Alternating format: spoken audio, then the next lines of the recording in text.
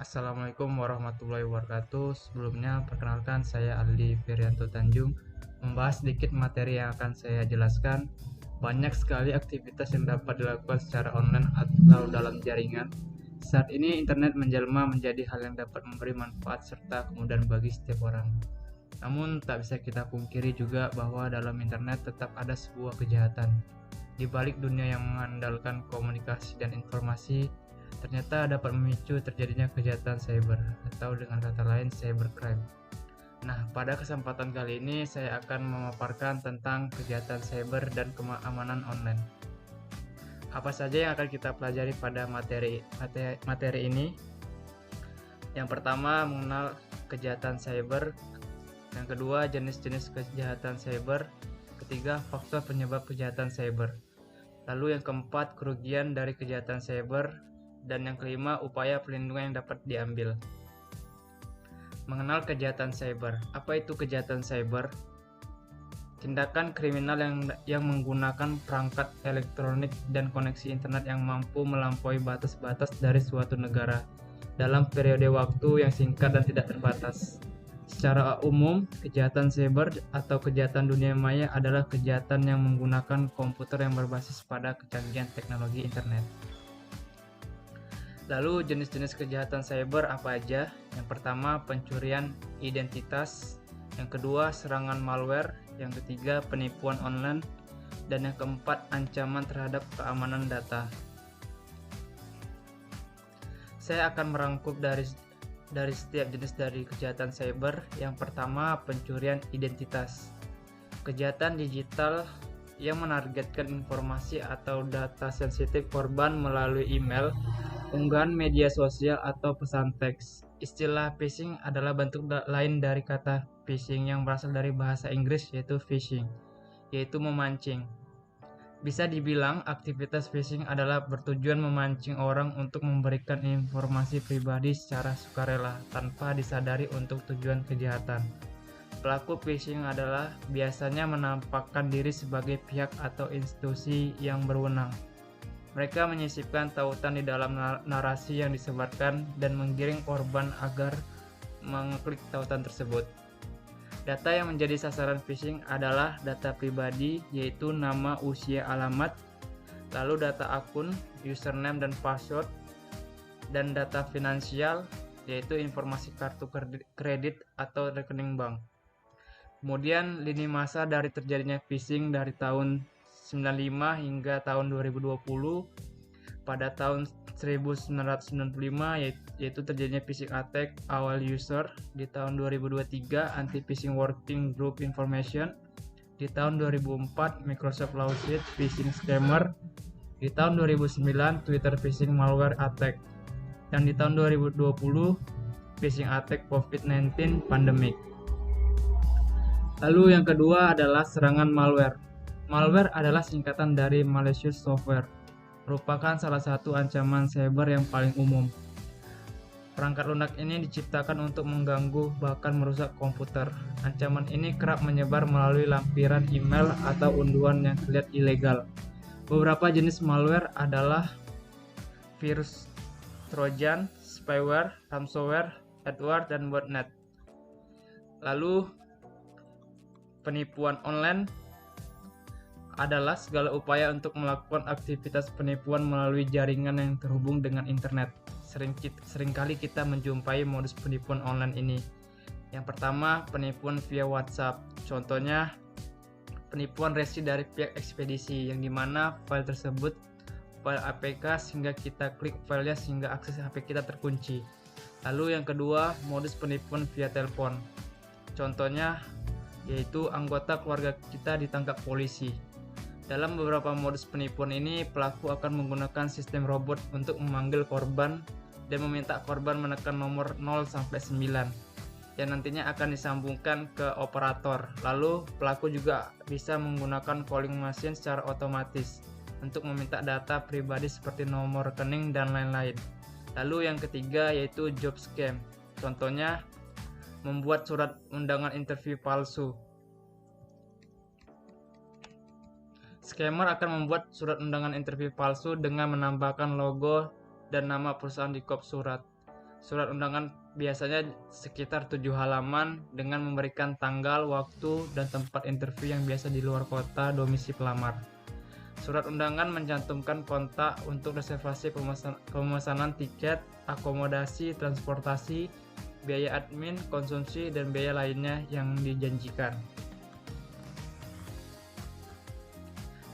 Lalu mengenai ancaman terhadap keamanan data. Ancaman keamanan data selalu menjadi kekhawatiran utama bagi setiap orang yang memanfaatkan teknologi digital, terutama pemilik suatu bisnis. Bagaimana tidak seiring pesatnya perkembangan teknologi, tingkat ancaman keamanan data pun ikut meningkat. Di Indonesia sendiri, Badan Cyber dan Sandi Negara atau disebut dengan BSSN menyatakan telah terjadi sebanyak 880.711.736 serangan cyber pada 2 kuartal awal tahun 2021. Selain kurangnya teknologi keamanan, keberhasilan kasus kejahatan cyber juga didukung oleh rendahnya kewaspadaan masyarakat dalam penggunaan internet. Tidak heran terjadinya percepatan transformasi digital memaksa setiap orang untuk terjun pada dunia digital agar dapat bertahan.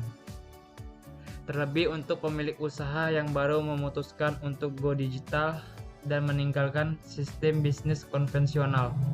Mereka cenderung memiliki kewaspadaan yang rendah terhadap ancaman keamanan data yang mungkin terjadi.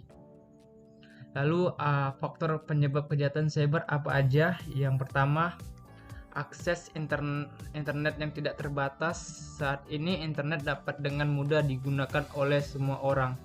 Hal ini membuat orang mengakses segala sesuatu tanpa ada batasan sehingga mempermudah penjahat untuk melakukan aksinya. Lalu yang kedua, kelalaian penggunaan komputer.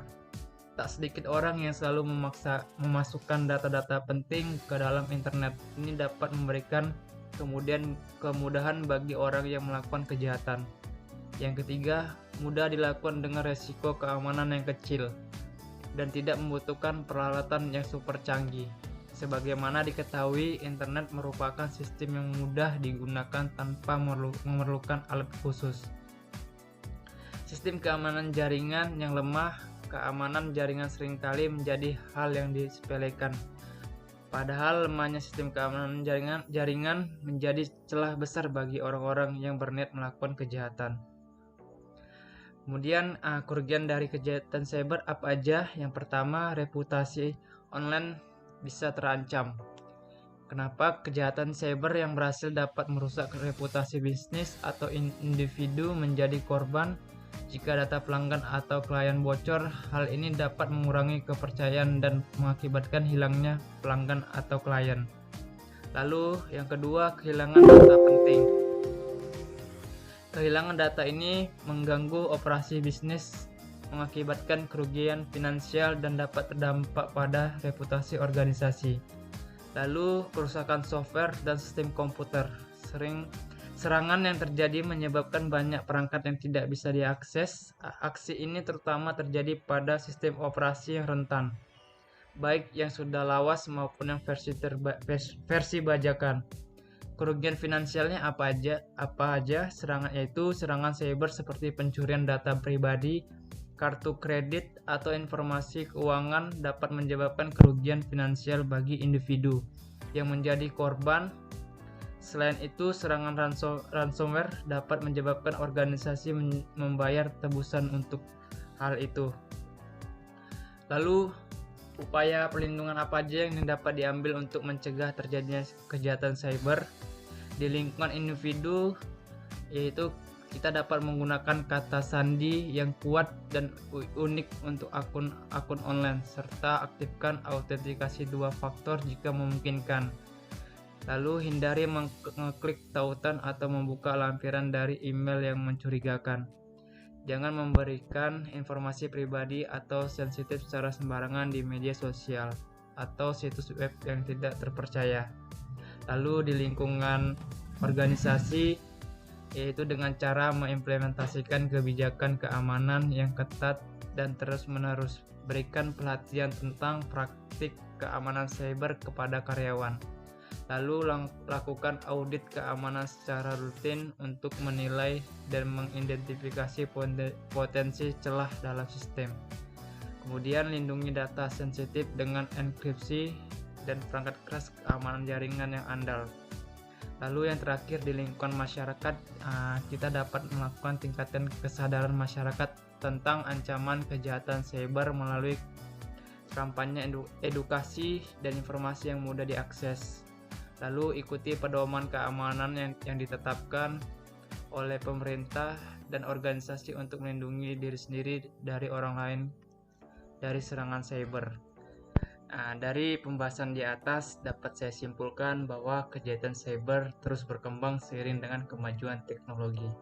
Oleh karena itu, perlindungan terhadap keamanan online harus selalu diperbarui dengan ditingkatkan sesuai dengan perkembangan terbaru dalam dunia keamanan cyber. Itu saja dari saya. Wassalamualaikum warahmatullahi wabarakatuh.